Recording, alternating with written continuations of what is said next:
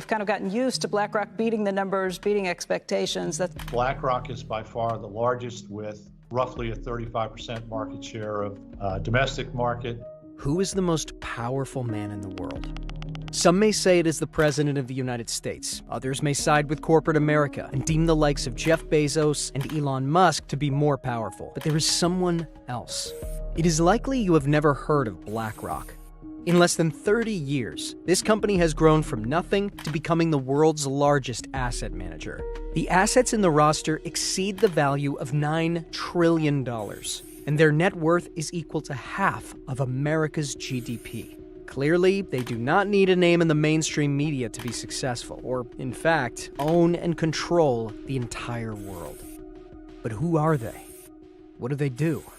And how does this one company in America influence every industry and sector in the world? Let's begin with who they are. BlackRock was founded in 1988 by Larry Fink, along with Robert Kapito, Susan Wagner, Barbara Novick, Ben Golub, Hugh Frater, Ralph Schlosstein, and Keith Anderson. Its aim was to provide corporations with asset management services to help them manage their risks and investments. The idea came when Fink, during his time in First Boston, lost $100 million as its head. That experience became the motivation for him to develop what he and the others considered to be excellent risk management and fiduciary practices. BlackRock first got its funding from Pete Peterson of the Blackstone Group, who believed in Fink's vision of a firm devoted to risk management. Fink's company then essentially became an arm of Blackstone, and it was called Blackstone Financial Management.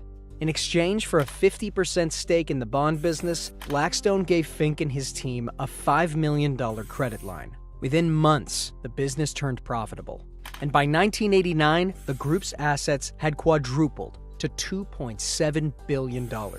Blackstone's stake in Fink's company then fell to just 40%, as opposed to the 60% held by Fink and his group. The firm adopted the name BlackRock in 1992, and by the end of that year, BlackRock was managing $17 billion in assets. By the end of 1994, they were handling $53 billion.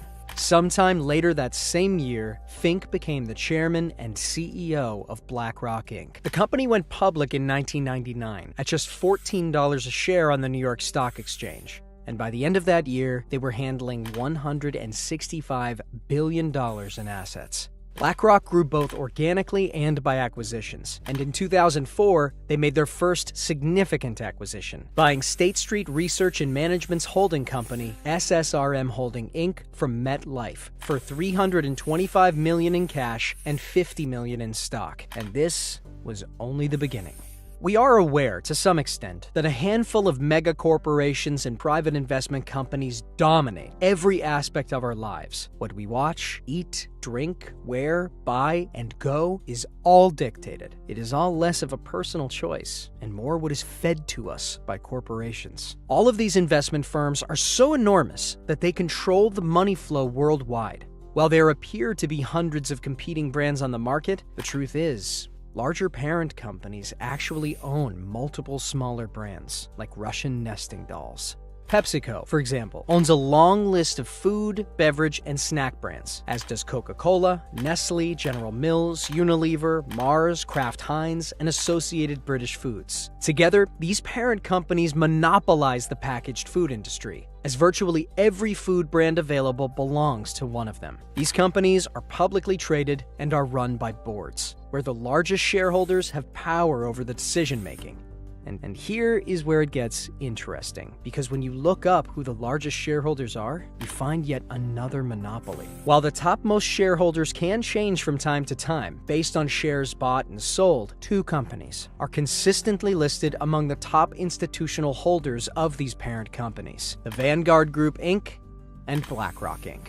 The same ownership trend exists in industries besides food and beverage. If you're planning a family vacation and using your laptop, phone, or tablet to research ticket prices and hotel stay, your go-to would probably be a site like Skyscanner, Booking.com, Airbnb, or Expedia, which provides you with all the information you need in one convenient place. Well, both of these companies are owned by BlackRock. You book your vacation and are set to fly, most likely with American Airlines, Air France, KLM, United Airlines, Delta, or Transavia. all of which BlackRock has a stake in. Even if you are not flying with any of these airlines, BlackRock still owns a percentage of Boeing and Airbus, two of the largest aircraft manufacturers in the world. If you arrive at your hotel and choose to write a review of your stay on TripAdvisor, you would be using a service also partly owned by BlackRock, and their power goes much further. The kerosene that fuels the plane comes from one of their many oil companies and refineries, and the steel that makes the plane also comes from their mines. The agricultural sector is not exempt from this either. BlackRock owns Bayer, the world's largest seed producer, along with some of the largest textile manufacturing plants and clothing companies. In addition to that, BlackRock has a stake in solar panel producing companies, major drug companies, and the scientific institutes and labs that fund drug studies. Places where you shop, from malls and department stores to Amazon and AliExpress, are owned by BlackRock. If you choose not to shop with them and support smaller local businesses, you are still supporting BlackRock when you use your credit card or any digital mode of payment to pay for your goods and services. Insurance companies, banks, construction companies, telephone companies, restaurants, personal care brands, and makeup brands are all in their sizable portfolio. In virtually every major company, you find BlackRock among the top 10 institutional investors. With its massive reach, BlackRock is essentially the fourth branch of government, influencing policies and decisions and even lending money to the central bank and Federal Reserve. In past times of crisis, the Federal Reserve System has asked BlackRock for help managing funds. But it's not abnormal for the Fed to be buying services from companies. The 2008 financial crisis had the New York Federal Reserve leader Timothy Geithner ask BlackRock for help to manage the distressed assets Bear Stearns and AIG. In the following months, the central bank purchased trillions of dollars in various assets and debts, including corporate bonds.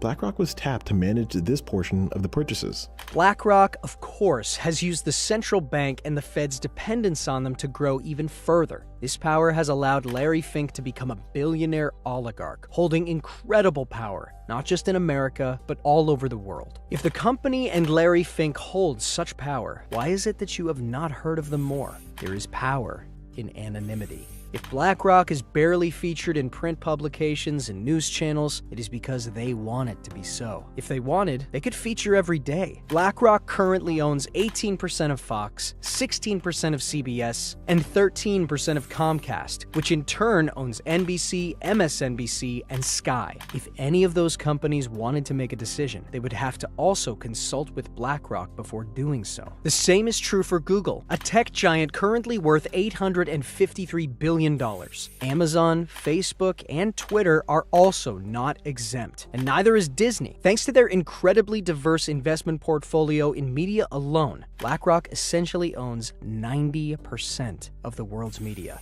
If you don't know about them, it's because they don't want you to. Why?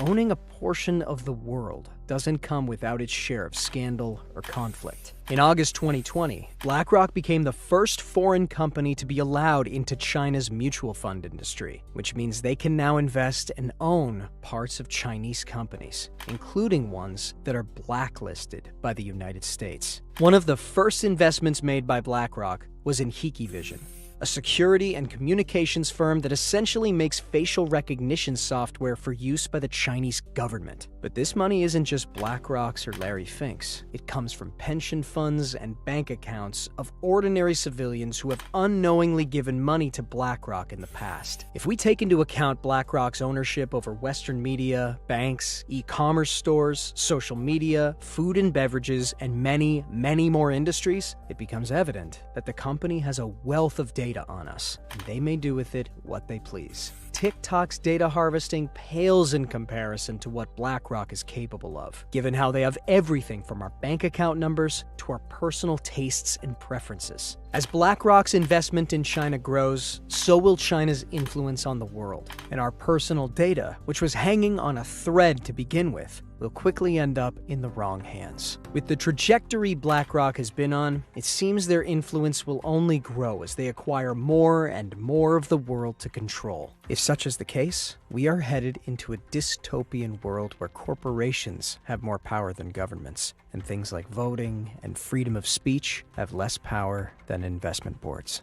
What is the escape? from this reality.